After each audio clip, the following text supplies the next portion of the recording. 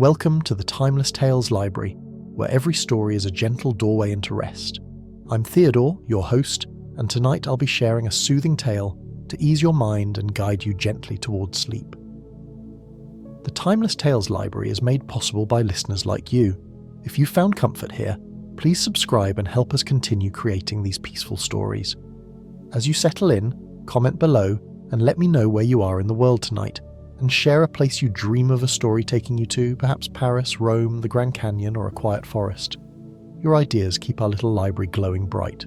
This story is about a tranquil tale of quiet deduction in the misty embrace of Victorian London, where a subtle puzzle unfolds amid the glow of hearth fires and the hush of evening fog, guiding two old friends toward a peaceful revelation and the comfort of rest. Now, exhale slowly and let your mind become as still as a mirrored surface. You're entering the Library of Reflections, a quiet hall in the Timeless Tales Library where every book holds a mirror on its cover. This library contains stories of who you are, who you have been, and who you are yet to become. The air is still and calm, and the only light comes from the soft, diffused glow of the mirrored covers. Feel your body sink into your bed, your own private space in this chamber of mirrors. Relax your shoulders, your jaw, and your hands. Let the quiet stillness of the room reflect into your mind, calming any busy thoughts or feelings. Open the first book. Let the stories of the Library of Reflections show you a peaceful, true version of yourself, a reflection of pure calm. Sherlock Holmes, The Case of the Lantern's Soft Riddle. In the heart of London, where the Thames whispered secrets to the ancient bridges, lived a man named Elias Hawthorne. He possessed a keen eye for the overlooked and a mind that found solace in unravelling small enigmas. Unlike the frantic pursuits of storied detectives, Elias's methods were meditative, favouring the quiet appreciation of detail over dramatic flourish. He had a scholar's patience and a poet's soul. He preferred the gentle cadence of evening, when the city's clamour softened into a lullaby of distant carriage wheels and the melancholic hoot of an owl. For Elias, true understanding resided in stillness, not in speed. It was on one crisp autumn evening in 1892 that our story begins. The fog, characteristic of London's Victorian heart, descended upon Baker Street like a tender veil, muting the world in shades of pearl and grey. This was a soft, ethereal mist, smelling faintly of damp earth and distant wood smoke. Gas lamps flickered to life with a soft whoosh, their golden halos casting warm, inviting pools of light against the growing chill.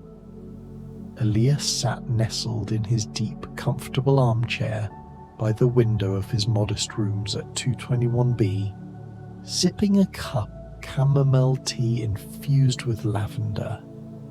The steam rose in fragrant curls, carrying the faint aroma of dried flowers that reminded him of his late mother's garden. Across from him, in a matching chair upholstered in burgundy velvet, reclined his dear friend and companion, Dr. Theodore Langford. Theo, a retired physician, had a gentle demeanour and a voice like the soft rustle of turning pages. He had traded the exhausting bustle of his practice for quiet evenings of reflection and erudite conversation, joining Elias in these serene vigils over the street below. He valued these unhurried moments, considering them the most restorative medicine of all. "The fog is particularly kind tonight," Theo murmured, his eyes half closed as he gazed out the window, a look of profound peace on his face. the glass was etched with a fine, cold mist, and through it, the world appeared as a dreamscape, horse-drawn cabs gliding silently by, their lanterns bobbing like fireflies on a slow current. Pedestrians bundled in woolen coats, their figures vague and indistinct, their footsteps muffled to a soft patter, almost like the sound of falling snow, and the distant measured chime of Big Ben, tolling the hour with a resonance that felt more like a steady, comforting heartbeat than a mere clock. It was a sound that reassured the city that time still moved, even when the fog sought to make it stand still. Elias nodded, his gaze lingering for a moment on the flickering glow of a lamp below, before setting his teacup down carefully on the small mahogany table between them. A single beeswax candle burned there, its flame steady and low, illuminating the scattered remnants of their simple but satisfying supper, a few crumbs from a loaf of fresh crusty bread, a generous wedge of mild cheddar cheese, and a few slices of apple that gleamed like polished amber in the soft light. Indeed, Theo, it wraps the city in a peculiar and profound tranquility, doesn't it? One could almost forget the day's trivialities and the exhausting rush of business in such an encompassing embrace. The fog forces us to slow down, to notice the small, immediate world around us. But tranquility, as Elias knew from long experience, often hid its own subtle whispers, its own miniature puzzles waiting for the patient eye. Earlier that day, while enjoying a leisurely stroll through the nearby Regent's Park, admiring the stoic beauty of the fading roses and the changing foliage, he had come upon a small, curious item, a brass lantern key, intricately etched with stylized vines and leaves, and bearing a single significant word, eternal, half faded from years of use and handling. It was lying beside a weathered wooden bench, tucked almost out of sight beneath a pile of damp brown leaves, as if dropped in a moment of haste, or, more likely, a deep lapse of forgetfulness. No owner was in sight, and though Elias had waited a good spell, watching the last of the sunlight drift lazily from the branches of the great oak trees, no one returned to claim it. Now, in the quiet, firelit refuge of their rooms, he produced the key from his waistcoat pocket and held it up to the candlelight. The ancient warmed metal caught the glow, sending tiny mercurial reflections dancing across the wallpaper, which was patterned with faint, delicate botanical prints, ferns and ivy that seemed to sway and whisper in the shadows cast by the moving flame. "A peculiar find, wouldn't you agree?" Elias said softly, his voice a soothing baritone that carried no urgency, only a mild, inviting intrigue. "What do you make of it, Theo? A key to a lantern, certainly, and a rather ornate one at that. Perhaps one of these large, decorative ones that hang in the formal gardens or along the more exclusive Thames walkways. But why the inscription, eternal? And why, in a place so frequented, was it abandoned so carelessly beneath a park bench?" Theo leaned forward, adjusting his spectacles with a thoughtful hum, the movement accompanied by the soft creak of the velvet chair. The fire in the grate crackled gently, its embers glowing like a bed of warm, reassuring coals, casting a ruddy, deep light that softened the lines etched on his face by time and dedicated work. It does intrigue, Elias. Not a house key, certainly. Too delicate, too refined for the heavy lock of a front door. And the engraving, eternal. It speaks of something timeless, of constancy, doesn't it? A lantern that never fades, perhaps symbolically. Or, knowing London's many societies, maybe it is from one of those memorial lamps found in the older churchyards, dedicated to some lasting cause. They pondered this in a companionable silence. The only sounds the faint rhythmic tick of the mantel clock and the occasional sharp pop from the fire as a pocket of sap exploded. Elias rose slowly, his movements deliberate and unhurried, a man completely at peace with his pace, and crossed to the window. Peering out, he watched as a lamplighter completed his rounds, his long pole extending to ignite the last gas lamp on the corner with a soft, final whoosh. The street below bloomed with light, one golden orb at a time, like quiet man-made stars awakening in the gathering twilight. "Shall we venture out?" Elias suggested, his tone inviting rather than insistent. The evening is mild, thanks to the fog, and a gentle stroll might reveal more. No rush, of course. Just a meander through the mist, observing what the night offers, and allowing the city to tell us its secrets. He held up the key once more, allowing the gaslight from the street to catch its brass surface. Theo smiled, a genuine expression of contentment, folding his newspaper, a copy of the Pall Mall Gazette, with a careful, precise crease.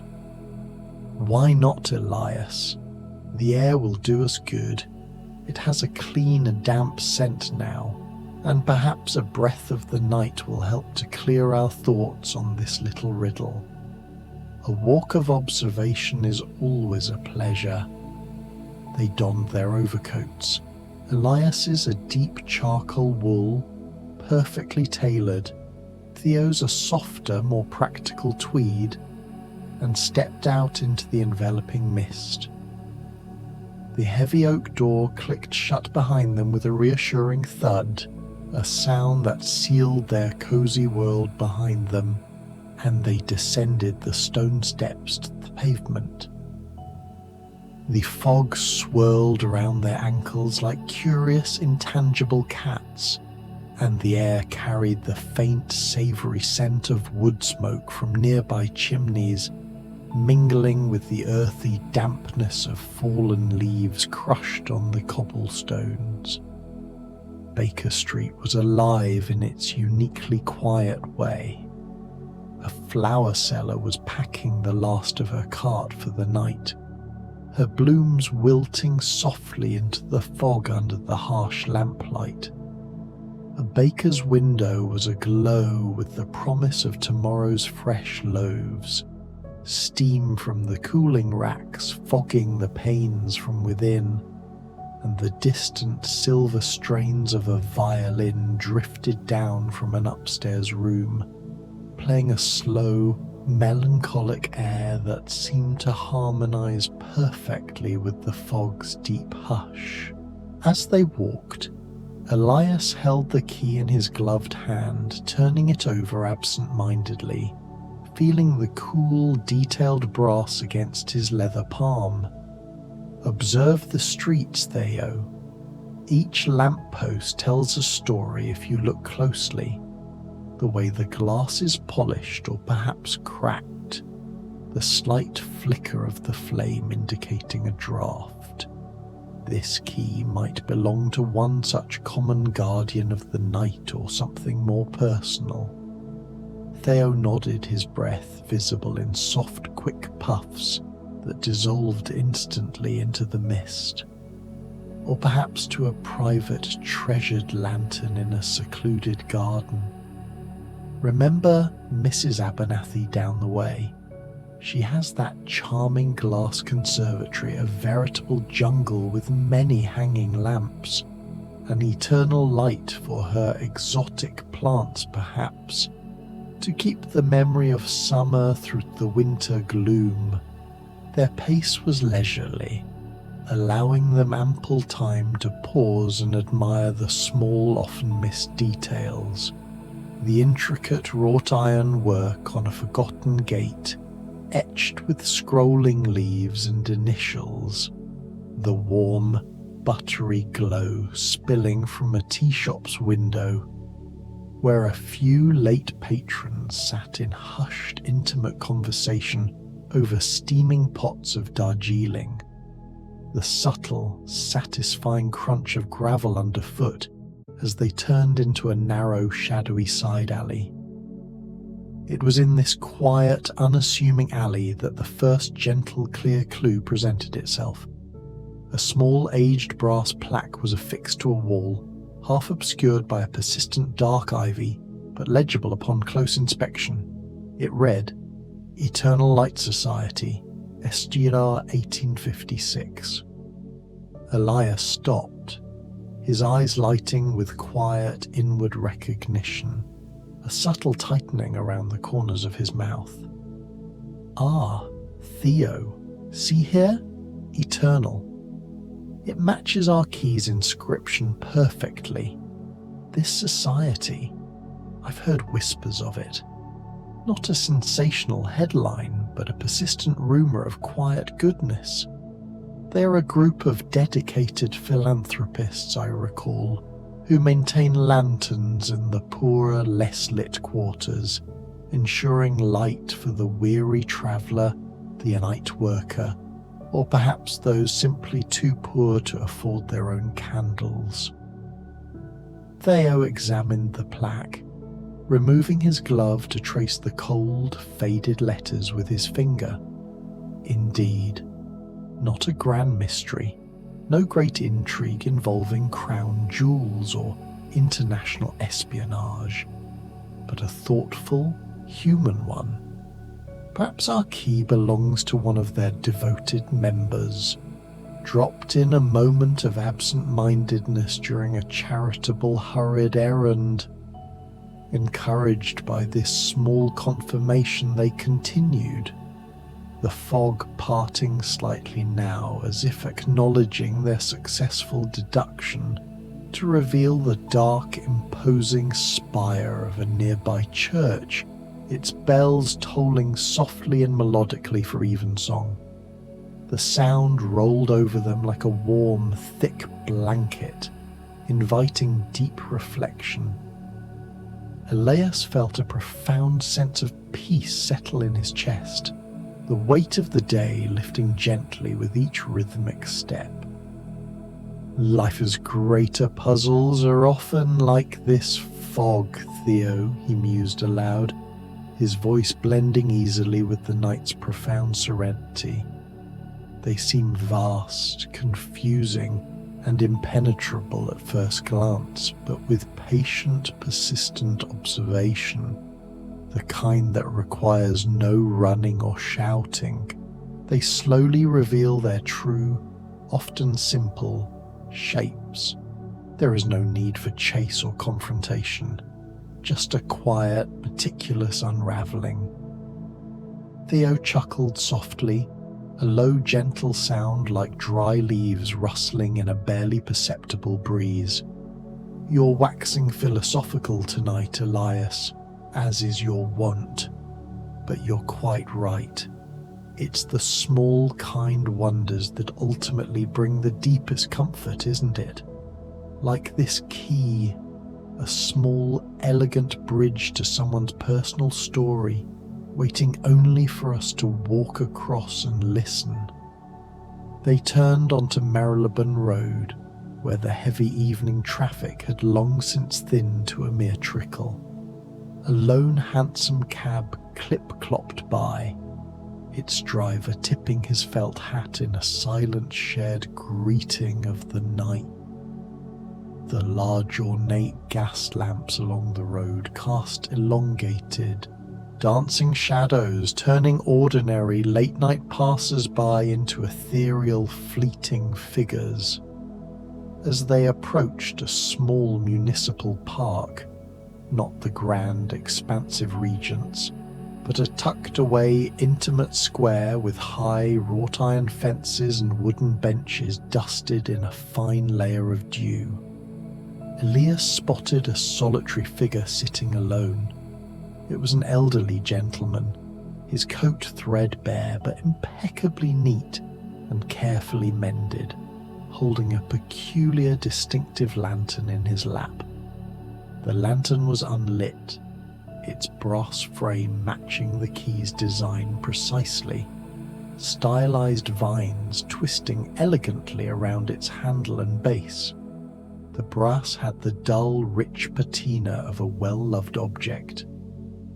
"Pardon me, sir," Elias said gently, approaching with Theo respectfully at his side. His tone was warm, like a shared confidence over a cup of tea, careful not to startle the man. "We couldn't help but notice your lantern. It has a very distinctive design. Might this key belong to it? We found it earlier today in Regent's Park, not far from the main path." The man looked up, his eyes crinkling with surprise, then expanding with evident relief and sheer delight. His face was deeply lined, etched with the maps of many years and much hard work, but his smile was soft, genuine, and utterly transforming. "Bless my soul and bless your kind hearts," he replied, his voice a gentle, grateful rumble. "That's mine indeed. I'm Mr. Hargrove of the Eternal Light Society. I must have dropped it while feeding the plumpest of the park's ducks this afternoon. Age, I'm afraid, makes one clumsy and forgetful, you know." Elias immediately handed over the key, watching with quiet satisfaction as Mr. Hargrove fitted it into the lantern's lock with a delicate, satisfying click. A small, almost invisible compartment swung open, revealing not only a small bundle of wick and matches, but, more intriguingly, a tiny, faded photograph of a young woman, her expression serene and kind, tucked carefully beneath the matches. "My late wife," Mr. Hargrove explained, his voice softening further, tinged with a beautiful melancholy. "She founded the society with me over 30 years ago. We believed in eternal light, not just for the dark streets, but for the dark places in the human heart. This lantern was her favorite. She designed it herself. I carry it on my evening walks to remember her tireless spirit and her commitment to goodness." Theo placed a warm, steady hand on the man's shoulder, a simple, non-verbal gesture of quiet empathy and understanding. "A truly beautiful sentiment, Mr. Hargrove. The fog, and indeed the city, hides many such profound stories, doesn't it?" They sat with Mr. Hargrove for a considerable time, on the bench overlooking the park's central small fountain, where water trickled in a soothing, hypnotic rhythm. The fog had thickened again, but it felt protective now, a soft, intimate cocoon around their quiet conversation. Mr. Hargrove shared quiet tales of the Society's crucial work, lighting paths for tireless midwives on their midnight calls, illuminating small reading nooks in dim orphanages so children could discover new worlds, ensuring that no single corner of the sprawling vast metropolis of London felt utterly, unforgivingly dark. Elias listened, his mind not engaged in the feverish assembly of facts, but rather in piecing together the subtle, intricate threads, not of a grand, sensational deduction, but a beautiful mosaic of simple, enduring human kindness. It's the quiet, consistent acts that truly endure, he reflected. Like your lantern, sir, a small, unassuming key unlocks not just a compartment, but treasured memories and profound, lasting connections. As the evening deepened toward its close, the three men parted ways with warm, sincere handshakes and murmured promises to meet again. Mr. Hargrove lit his lantern before leaving, its soft, gentle glow piercing the mist like a beautiful, unassuming beacon of comfort. Elias and Theo retraced their steps homeward, the night air now laced with the sweeter, more cheerful scent of roasting chestnuts from a vendor's still glowing cart. Back in the familiar, welcoming warmth of their rooms, the fire had burned low, but the deep red embers still offered a palpable, enduring warmth. Elias stoked it gently, adding a single new log that crackled almost instantly to life with a cheerful shower of orange and gold sparks. Theo, meanwhile, prepared fresh tea, the kettle's sharp, harmonious whistle, a perfect, comforting note in the enveloping quiet. What a gentle, rewarding adventure, Theo said, settling back into his beloved chair with a sigh of contentment. No villains, no peril, no hasty retreat, just a lost, meaningful key finding its peaceful way home. Elias smiled, gazing out at the fog-shrouded street, where the gas lamps winked like old, trusted friends. The world seemed wrapped in a profound and perfect peace, a reward for their simple curiosity. Precisely, Theo. In the end, the greatest and most enduring mysteries are often those of the heart, resolved not with dramatic haste or aggressive questioning, but with simple kindness and patient observation. They sipped their tea in contented, companionable silence, the clock ticking onward toward the midnight hour. The fog outside pressed against the windows like a soft, enveloping blanket, and within, the room glowed with the undeniable serenity of shared understanding and deep, unwavering friendship. As the natural call of sleep beckoned, Elias felt a profound and complete calm settle over him, a quiet, powerful assurance that in this vast, misty, and often confusing city, even the smallest, most subtle enigmas led not to danger but to warmth and restorative rest. And so, under the watchful, eternal glow of London's scattered lights, the city slumbered on, its countless secrets safe in the gentle embrace of the night. As they returned to Baker Street, Elias paused momentarily at the threshold of their building, his hand resting lightly on the brass doorknob that gleamed faintly in the lamplight. Theo, before we retire fully, might I share a similar, much older tale from my own youth? It echoes this evening's gentle find in the most curious and delightful ways. Theo's eyes, magnified slightly by his spectacles, sparkled with immediate interest. He loved Elias's recollections, which were always told with a novelist's precision and warmth. By all means, Elias. The night is young enough for one more reflection, and I find a good story is the best way to prepare for sleep. they ascended the narrow, polished stairs, each step creaking softly like a whispered secret being told only to them. In the sitting room, Elias lit an additional candle on the mantel, its flame joining the existing soft chorus of light. The room was a haven of immediate, palpable comfort. Tall bookshelves lined with worn, leather-bound volumes on a delightful mix of botany, philosophy, ancient history, and the occasional classic detective memoir.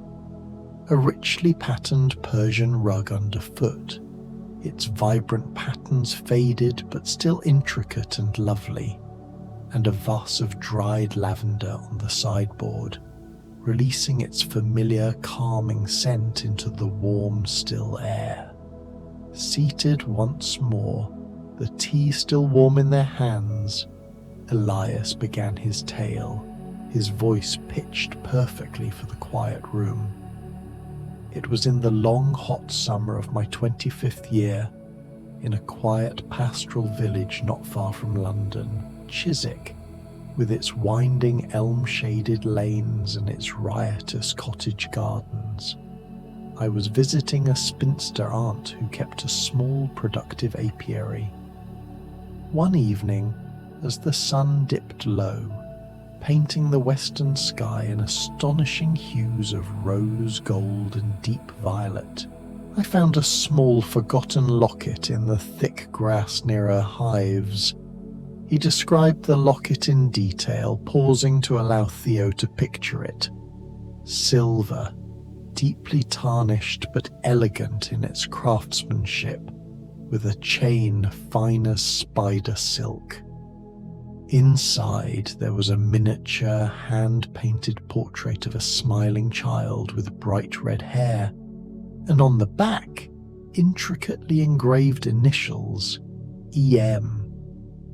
The multitude of bees hummed lazily around him as he examined it, their continuous low drone a soothing, hypnotic backdrop to his thoughts. The scent of clover and honey was everywhere. I spent the next entire day in quiet, unhurried inquiry, Elias continued, his voice measured and evocative, like a practiced orator. Not rushing from house to house with questions and commotion, but simply observing the villagers at their established routines, the baker kneading his dough with flour-dusted, practiced hands, the meticulous seamstress mending lace by her front window, catching the afternoon light, the children playing their simple, joyful game of hopscotch on the warm cobbles. I realized that each static scene, each person, was a potential clue if only one looked with patience and an open heart. Theo leaned in, the firelight dancing playfully in his eyes. And what delightful discovery did your patience ultimately yield? The locket belonged to the village schoolmistress, a kind and quiet woman named Miss Eleanor Markham, the EM I sought. She had lost it weeks before during a hasty school picnic, and in her quiet grief, she had been too reserved and polite to speak of the loss to anyone. Returning it brought instant, quiet tears of joy to her eyes, and she was so grateful. She shared stories of her own childhood with me over tea in her parlour, a comforting room filled with towering stacks of books and the memory-laden fragrance of pressed flowers. The profound memory lingered in the cosy room like the perfect warm afterglow of a beautiful sunset. Theo reflected, his eyes thoughtful. Such small stories remind us that loss is often temporary, merely a form of forgetfulness, and reunion is a powerful, deep balm for the soul. Like our key tonight, a small, elegant bridge across a momentary lapse of memory and forgetfulness, they discussed this philosophy at length, the conversation meandering comfortably like a slow, deep river through a calm valley. Elias spoke of how genuine observation wasn't merely about aggressive scrutiny or forced logic, but a genuine appreciation for the world's natural state. Noticing the particular, subtle way the light filtered through the remaining leaves of a plane tree, or how the ever-present fog softened all the hard architectural edges, making the vast, overwhelming world feel instantly infinite yet profoundly intimate. As the old clock struck the 11th hour, a deep, resonant chime that echoed softly through the quiet house, they turned to lighter, more amusing topics. Thayer recounted a humorous patient from his long medical practice, a highly eccentric clockmaker who was entirely convinced that time could actually be stretched by deliberate, concentrated moments of stillness and quiet reflection. He'd tell me with perfect sincerity, "Doctor, sit by the window and simply watch the rain fall for an hour. That's how you truthfully add more hours to your all-too-brief day." Elias laughed softly, a low, warm sound that seemed to chase away any remaining shadows in the room. Wise words indeed, Theo. Perhaps that's the true, enduring, eternal light. Those necessary pauses where we simply be in the moment without any demand or need for action. Eventually, a pleasant, bone-deep fatigue crept into their limbs, arriving as gently as the fog outside. They bid good night, each retiring to their separate chambers. Elias's room was simple and perfectly ordered. A comfortable four-poster bed with crisp white linens, a nightstand holding a leather-bound book of Rilke's poetry, and a window overlooking the small damp garden below, where a few tenacious moonflowers bloomed in pale, luminous white. Lying in the comforting darkness of his bed, he listened to the low, complicated symphony of the late night, the distant, rhythmic rumble of a late-running train, the soft, rhythmic patter of rain beginning to fall steadily, the steady, reassuring beat of his own quiet heart. With the minor mystery of the key so gently resolved, he felt enveloped in a profound and perfect peace, the entire city's gentle pulse lulling him surely toward a deep restorative sleep. But, as in all good stories, the narrative of their contentment did not end entirely there. The next morning dawned with a soft, diffused light filtering evenly through the curtains. Elias awoke to the familiar, comforting aroma of brewing coffee and frying bacon, expertly prepared by their kind landlady, Mrs. Hudson, a warm soul with an uncanny knack for anticipating every need before it was voiced.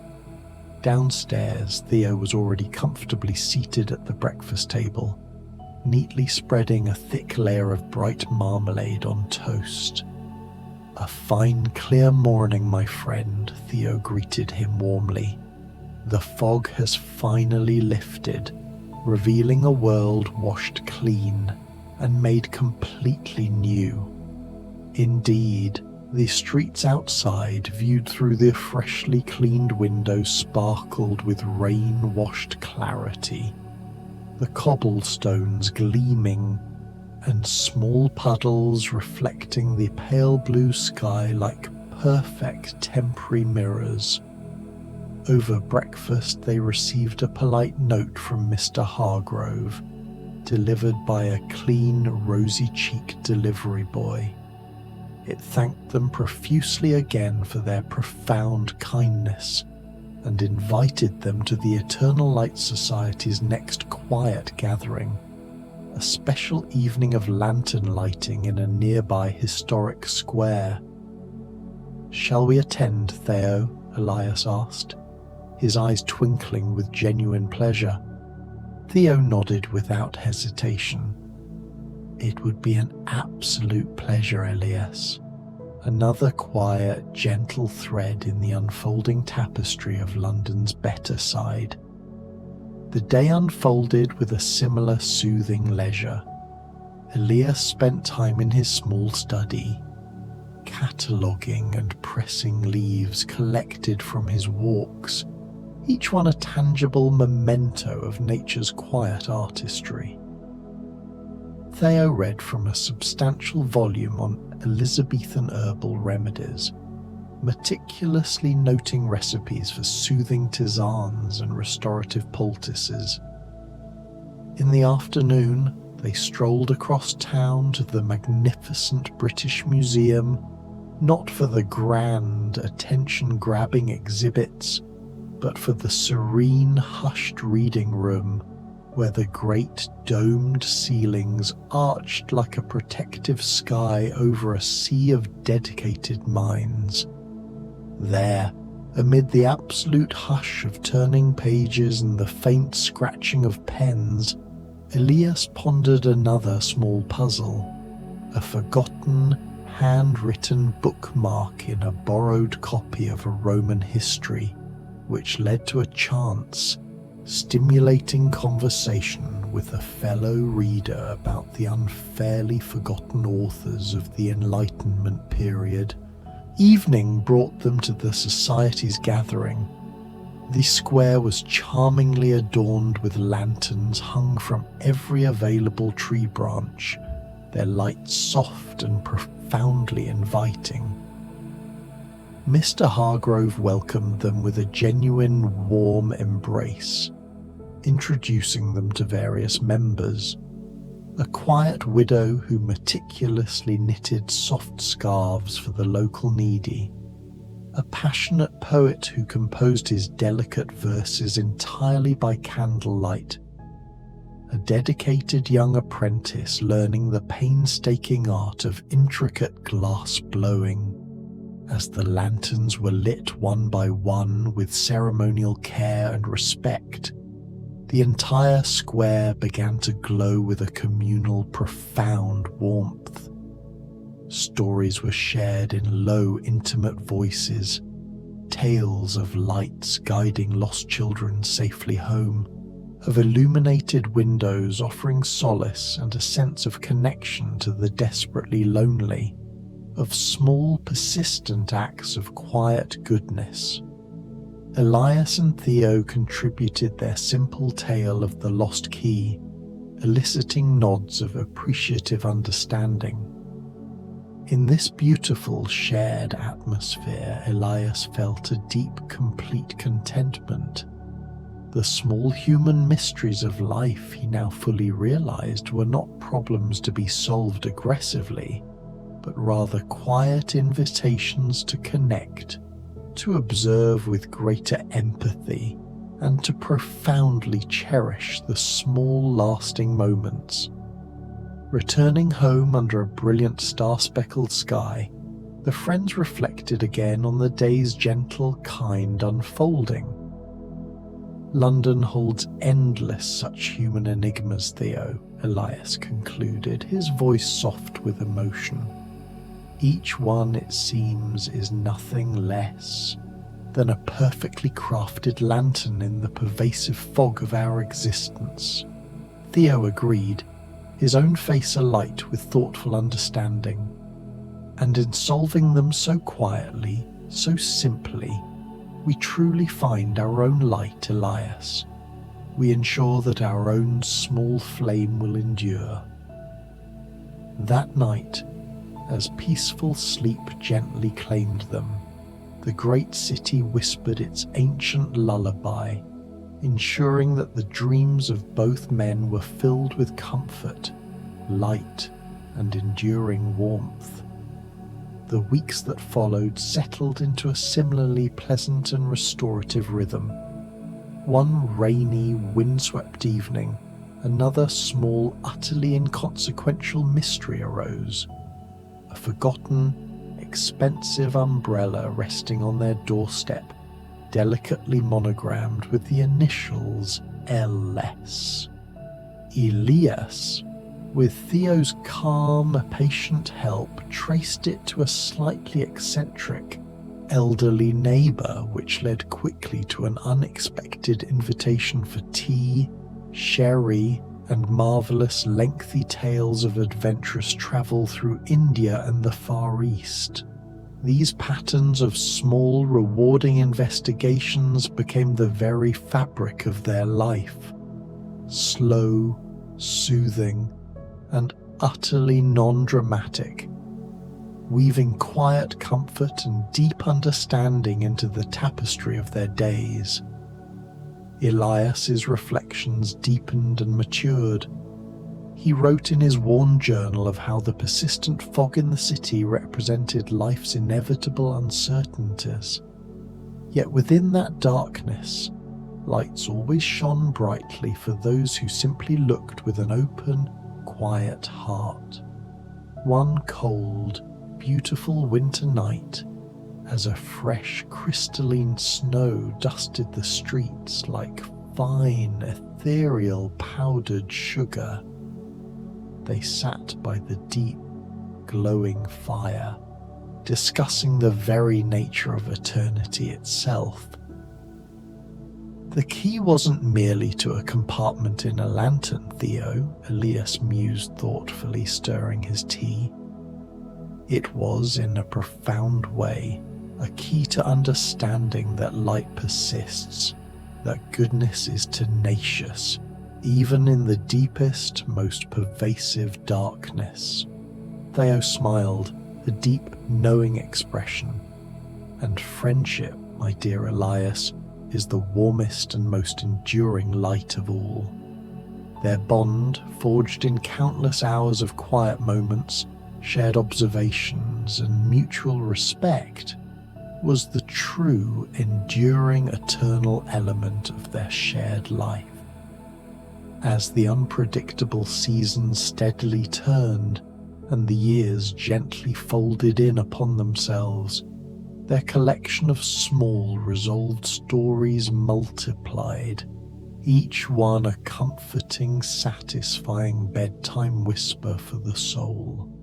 They were living not a life of sensational adventure, but a life of deep, sustained significance.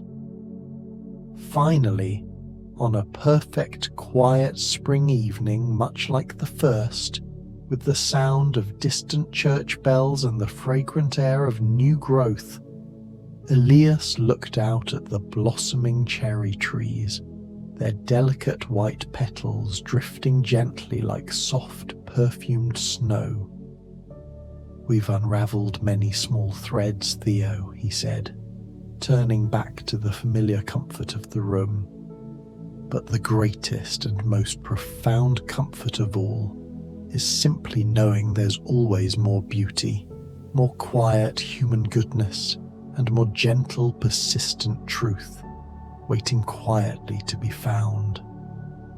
And in that profound, comforting knowledge, they rested, their minds at peace, safe in the gentle, timeless embrace of London's endless quiet charm.